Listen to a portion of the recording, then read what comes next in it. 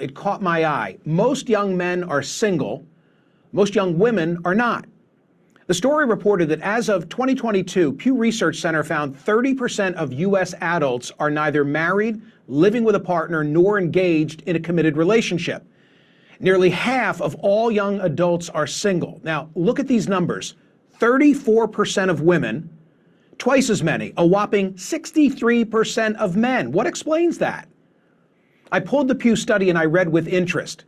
Turns out since 2019, the share of single men who say they're looking for dates or a relationship has declined from 61% to 50%. Hello family, welcome back to another episode of Journey to Harmony. I'm your host, Richard Harmon. Today I want to come to you and talk to you about the growing divide between young men and young women.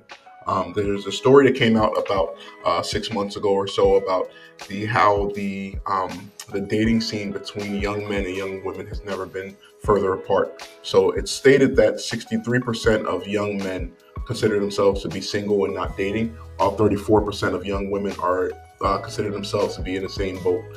We're in an interesting space right now that we haven't seen in the country, and I think the years of attrition are leading more and more to this. Many of these young men have watched and have seen their parents go through divorce. They've seen what the system looks like, and they've kind of become, disengaged with the idea overall, just due to some of the things that they're not interested in. A lot of the young women are, more attending college, getting better jobs and better careers, and are just looking for people who are in better social economic circumstances than they are. I'll go ahead and play a video here. We'll watch a little bit of this, talk about it, come back and go from there. Best-selling books, most recently, Adrift, America in 100 Charts. Scott, thanks for returning. Hasn't the advantage always been to those with the looks and or the money? What's changed? First off, Michael, I just want to say thank you for raising this issue a year ago when a lot of media companies were afraid to talk about this for fear of it being pro-men with somehow being anti-women. Look, this is returning to the natural order of things. For the majority of history, a small percentage of men have had the majority of the mating opportunities. But in America, we decided to make a huge investment in what would probably be the greatest innovation in history, and that is in the middle class. From 1945 to 1947, 7 million men returned from war, were discharged from the service, and we decided to give them the GI Bill, subsidized mortgages. We saw education rates go from 5 to 45%. They were valued, and we had such a strong manufacturing base that you had massive marriage and household formation. And some men were seen as more economically and emotionally viable. And you've seen the reverse happen with the offshoring of much of our manufacturing base, with a society that quite frankly doesn't value young men. When we talk about problems with people of color or women, we see it as a systemic societal problem. When we see problems or the stats that you just mentioned, we see it as accountability, or that men just need to level up. But married households and household formation are better citizens. They vote. They save at twice the rate. They're less likely to commit crimes. And we have fewer and fewer viable men. We have a dearth of economically and emotionally viable men. But the middle class is an accident. Unless you invest in it, it doesn't happen. Eisenhower decided to invest $500 billion in a national highway project that created tons of jobs. We have, and by the way, the tax rate back then was 91%. We raised money and we redistributed in social programs that made young people more economically viable. All right, perfect. So there are a few reasons in particular. I think, as a man myself, I'm sitting down, I'm looking at things through the eyes of a younger me. I'm grateful right now. My wife and I, we've been married for 6 years, and things have been great. I've known her for almost half of my life at this point, and I couldn't be happier overall with where I am. But in a situation where I was not married to her, someone who was committed and dedicated, it is difficult to see how and why a young man would get involved. So let me list a few things here, right? The first thing is social media. So social media has become a scene where, in time past, you as a man, you as a woman would meet each other in person. You guys didn't have online. You go, and that young lady would see you as a man, and there wouldn't be much other options. In You know what I mean? Like you guys would look, and you guys would be able to discuss, find common interests and different things like that. But what's happened with social media is that the proximity of people has changed. So while you were a guy who was making $55,000 a year at your job, you know, in some small town somewhere, now this young lady has access to men who are all over. And while your area may not be able to give you the income, you may live in a small town in Wisconsin, or you may live in Oklahoma. This young lady now, she is above average in terms of her looks. She's fit. She's decently looking, and now she has access to men who are in California, men who are in Miami, men who are in all of these different places who have learned and who have advanced in terms of their stage. So many of the young men are now competing against people who are used to be just people on television. Now these people are now able to contact them in their DMs on Instagram, or able to like their pages when they post. I see a lot of young women online. They'll have 4 or 5 posts, and they'll have 3,000 3,000 followers. And this is largely because of us as men who are viewing them, who are watching. And then, Scott, you toss in the influence of social media and how relationships today, they don't come from, in our era, happenstance and mingling, right? They come from swiping, and that further accelerates this issue. Am I right? Oh, it's been the chaser to it. I mean, to have an honest conversation about this, we have to be honest, and that is that men and women have different mating criteria. One quarter of men saying economic viability is a key criteria in a mate. 3/4 of women say that is important. And when you're on a 2-dimensional format, where now it's 1 and 2 relationships begin online, it used to be 1 and 4 just a few years ago, it gets distilled down to a small number of criteria. Specifically for men, it's does she look attractive? And specifically for men, is he able to signal his ability to garner resources in the future? An average attractive male on Tinder gets swiped less than 1% of the time. And there's 3 men on Tinder for every 1 woman. So you've distilled it, you've taken out one of the key components of mating dynamics, and that is vibe, humor, body language, pheromones, the ability to be, quite frankly, a little bit persistent in the pursuit of a romantic relationship. We have no third places anymore, no places to meet. People aren't going to bars, they aren't sports league, they aren't going to church, they aren't even going to work. So it gets distilled down to very 1 or 2-dimensional attributes. And the reality is women are much choosier than men, and they can apply those screens, and they allocate all of their attention to a small number of men that results in just essentially at the end of the day, a lack of opportunities. Chris Williams summarized it perfectly. He called it the high heels effect. In the last 40 years, more women have graduated from college than men, and they're not interested in mating with non-college grads. They now own more homes, single women, than single men. So what you have is women say they won't date anyone shorter than them, 50% of them. Effectively, what you have metaphorically over the last 40 years is women have been getting taller and taller, and men have been getting shorter and shorter. I think it's been a interesting issue, right? Because a man's value in terms of the market is generally lower in his younger years. So while he's 18 and 19 years old, unless he finds someone who is really with him or really down for him, the likelihood is that he's going to have some issues. You know, he's not going to have the most money. He's not going to have the most opportunities. But for a young woman, by 18 or 19 years old, many times they are very attractive to someone who is 28, 29, 30, a older man who has worked, who has focused on his career during that time period, and been able to go ahead and to look and to view and to see who it is that he desires.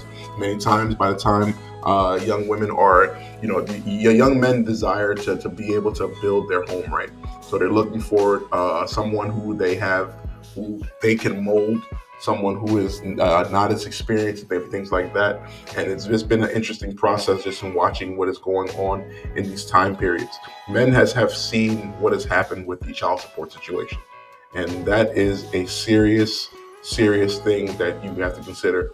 For you guys who are ladies who are watching this video, I want you to imagine this, right? You have a son who has gone to school. He's got his master's degree. After he gets his degree, he goes off, he works at a great bank or a great engineering firm. He makes $130,000 per year. He buys his home, he settles down, and he finds someone that he truly believes is good for him. They had spent a few years together. After 3 or 4 years, the young lady decides that she's no longer happy and she wants a divorce. She, for whatever reason, the young man hasn't cheated or anything like that. She initiates the divorce, and she's able to take away half of everything that he has built. And this is not always the case. This is not always a situation. There are faults on both sides, between men and between women. But many times, this is what many young men are considering. They're like, why should I invest myself and my time into situations that I know are not going to be that could lead to a serious lifetime of hurt? If you get into the wrong relationship, that is going to be an extensive period of trial and travail. So there's another clip here that is being played that kind of explains some of this. I'll go ahead and play this right now. If it's the first time joining, please hit that like button, share, and subscribe. I'll go ahead and play this video. Don't worry, I got paid for it, haha. I do not offer my services for free. So I got held up in traffic, and I got there with the drinks when the party had already started.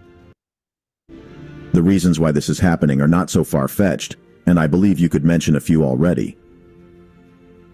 Back in 2020, just some weeks before lockdown started, a female colleague at work, who also happened to be an event planner, asked me to supply the drinks for a singles meet and greet event that she had planned for that weekend. Don't worry, I got paid for it, haha. I do not offer my services for free. So I got held up in traffic, and I got there with the drinks when the party had already started. I almost had to call her to confirm if I got the address right, because the party that I had just arrived to wasn't a singles meet and greet but a feminist rally or something. The men I saw there were like 4 in a meeting of almost 100.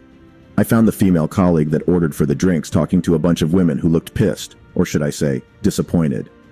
And while I was dropping off the drinks, she started complaining to me about how the event was a total flop. She said despite the fact that she pleaded with some of the single men she personally knew, they refused to attend. She tried to urge me to stay around for a while, but man's gotta work, so I left immediately. I later spoke to one of the men, who was also a co-worker, that she personally invited.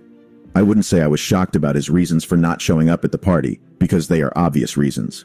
He said to me, "If you already knew that a journey you are about to embark on would turn out bad, would you still go?" I just came up with an excuse for Maurice on why I couldn't attend.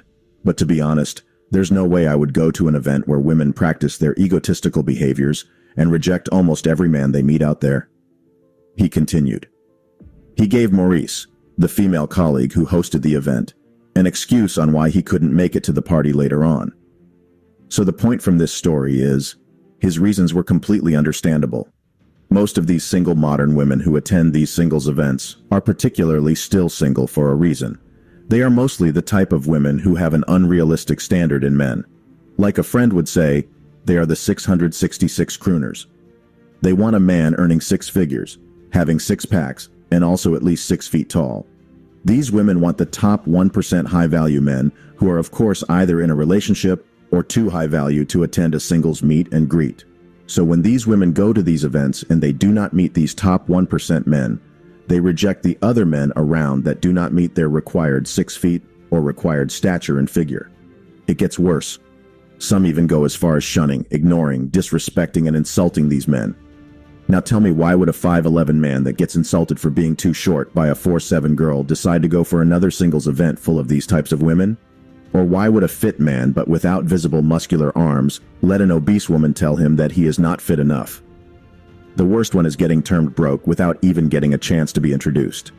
Singles events have turned into low-key rejection fests, and thankfully now that men have woken up, they are just women hangouts. All right, perfect. So we see that there. There are a lot of things that are wrong right now in our society, whether it's in everyday life or it's in the dating market as a whole. And there's a lot of reason for us to be skeptical and to be downtrodden on what the prospective outlooks look like. But even with that, there are still people who are raising their children right. I was at an event here recently, and I had a chance to watch as parents were raising their children, not in the times of today, but for them to look like the young ladies of old. You had little girls who were dressed in inappropriate looking clothing. You had grown women who were dressing age appropriate, and you saw for a fact that there's still people who are dedicated to being what is it that they're called to be. In the Bible, Elijah, he in Second Kings, I believe, he is running from Jezebel at the time, and she tells him that she's going to kill him. So he flees and he goes off to a land, and while he's in the land, he yells to God. He says, "God, I alone am here, and no one else has sacrificed themselves as I am." And God tells him, I have set aside 7,000 others who have not bowed the knee to Baal. And so in the same way is it right now, young man. If you're out there and you feel like the times are rough and there's no hope right now in this particular market, I want to let you know, it's more difficult today to find that person, but the person and young ladies are still out there. There are people who are going to go through their time, they're going to go through their phase of believing what the world says, and eventually they'll come to the realization that I have been lied to, and they'll begin to learn the things that women of old have known. They'll learn how to be good homemakers. They'll learn how to be dedicated to their families, and there will be a longing, even more of and a desire to be part of a household. I know things are rough. I know it's not an easy task, and I know that right now you are confused and you desire to find different options to possibly just negate this whole thing as a whole, but there is still hope. And while society may tell you that this is not the ideal way, while you may look and you may see that the young ladies of your time are not yet ready, know that everyone hits puberty at a different age. And as society is opening the eyes and the minds to how difficult life is, and as people are being reminded about why it is that throughout most of the world there are patriarchies. In time past there were physical work, and women are more than capable of doing these things, but the ruggedness and the way that we were built is designed to go out and do some of these hard tasks. As these moments are coming to the realization and people are recognizing the need for a unit, I think America has an experience that's unlike any other. From 1950 up until recently, up until probably about 2018, it was pretty affordable for a person to go out and live on their own. It wasn't too difficult. You can get a one-bedroom apartment in many places for $500 or $600. You can find yourself a decent income, and you were fine. And this bred a lack of need for each other because there was so much investment. Whether it's the GI bills, whether it's the